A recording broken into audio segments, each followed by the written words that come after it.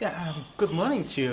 My name is Elisha, and we're joined by Gabriela from ICA in London, and we are here at Leicester University Henry Wellcome Building for the Being Heard conference. Hi, Gabriela, can you tell us more about information for Information Center about refugees and asylum seekers? Right, sure. Well, ICA is a small, very, very small voluntary sector organization. It's actually just 3 members of staff at the moment. We used to be based at City University until very recently. Now we moved to the Runnymede Trust, the think tank on multi-ethnicity and multiculturality in Britain. Right. And yes, we're basically a center created to disseminate information, accurate and balanced on asylum seekers and refugees issues. Started off 10 years ago, based first at King's College, University of London, then City University, and now Runnymede. Interesting. So, yeah. Interesting. There's a lot, of course, that goes on in the media about refugees and asylum seekers. At times, some scare stories that we hear about them. And what does your organization do to try and dispel some of the myths that we get in the media?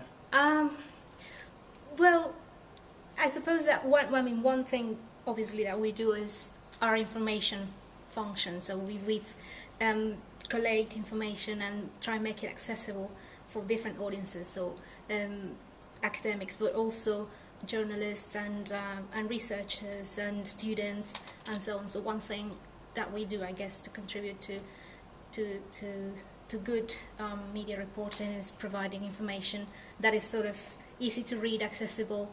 Perhaps journalists, wanting to go in depth into the topic of that might not necessarily want to read or a whole report, but then if they have a briefing, then that's probably an easy way of getting them to know the facts. Yeah, you've just given an interesting presentation with a lot of information, and I think that was very helpful. I quoted the issue that you raised about gatekeepers, right, and also switchers, which is a new term to me, but it's interesting. Yeah. I thought about that in terms of people who blog and citizen reporters now, Yeah. the role they play in informing. I think you mentioned that there's balanced reporting in one of the researches that you mentioned, that in regional media there's kind of some balanced reporting that you get as opposed to the national mainstream media, which portrays immigrants in a very negative way. Well, yes and no. In one particular research, we found that the sample that we got in that occasion, it happened that regional newspapers appeared to be more balanced. So I wouldn't necessarily generalize from those results, but that was what we found at that time. That was 2004 and 5. So also bear in mind that it's now 2010. So it might have changed. I don't know. We haven't researched the topic since then.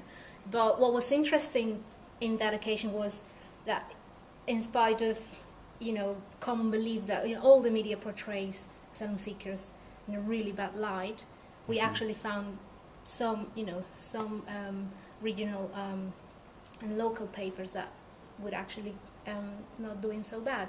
But again, it wasn't the majority in all cases. In some cases they were, in some cases they weren't. So it's important not to generalize in these topics in general. Yeah. So do you believe that we have citizen reporters now? I think it's different from 2004 when that research was made. We have bloggers and citizen reporters that report news as fresh as they are. Like right now, maybe I can dare term myself a citizen reporter. Do you think that helps in influencing and giving a correct and balanced opinion to the people? of course, because these are new actors actually having a voice and just sort of making a space for themselves, for yourselves, into the sort of very wide spectrum of what's mainstream media. So absolutely, I think anything that contributes to bringing different voices, it has to be pushed and fought for. Yeah, definitely. What do you think? It's a kind of a. What do you think of the big concept big society concept. Do you think the media has a role to play within that concept? I've got my doubts about the big society idea because it seems to me that it's actually just one way of devolving responsibility that is supposed to be in the hands of the public sector into the voluntary sector and the private sector. In reality, when you look at what is being proposed, I'm not so sure that is so inclusive as the name appears to be. So it's called big society, so that it gives you an impression of, yes, everybody's being included, but in fact, by devolving those responsibilities so important for society into the hands of the private sector or the voluntary organizations, which might not be equipped to do it, you are in the end going to exclude people that's not going to be able to pay for those services. So actually, the big society is excluding a lot of people, so it's not so big.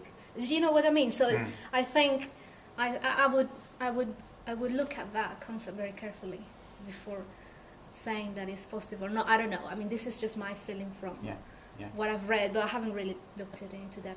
But on paper, it sounds a very positive drive. Yes, I guess so. I mean, I don't think it's a bad idea to give people who are willing to invest in their communities and to create or take power of certain things. I don't think that's bad in itself. I mean, that's not the issue. The issue is, are you going to leave all the responsibility of delivering public services into them? There's two different things. So that's why I'm concerned. But yeah, sure. Of course, it's important to give people opportunities to. Yeah. Gabriela, thank you ever so much. Okay. There'll be more questions for you because people are jotting down questions for you. Okay. But City reporting for Citizens Eye and Hot News, that was Gabriela. Thank you very much. Thank you. Cheers.